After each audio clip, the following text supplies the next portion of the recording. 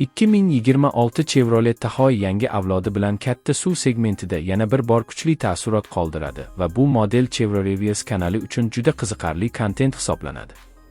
Ushbu avtomobil o'zining zamonaviy dizayni, keng saloni va kuchli dvigatel variantlari bilan oilaviy va uzoq safarlar uchun mukammal tanlov bo'lib qolmoqda. Old qismi yanada agressiv ko'rinishga ega bo'lib, yangi LED faralar va kattaroq radiator panjarasi bilan yanada jozibador ko'rinadi. Yon tomondan qaraganda uzun kuzov va silliq chiziqlar unga premium darajadagi ko'rinish beradi. Orqa qism esa zamonaviy stop chiroqlari bilan to'ldirilgan.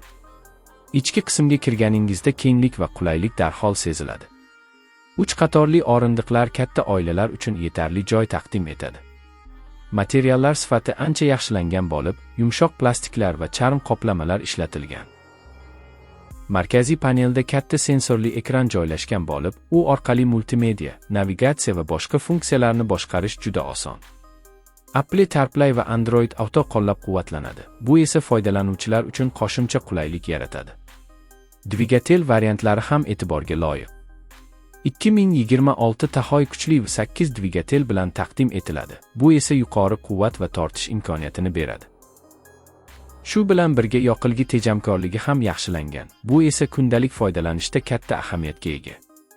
Avtomobilning yurish sifati ham ancha silliq bo'lib, yangi osma tizimi yo'ldagi notekisliklarni yaxshi yutadi.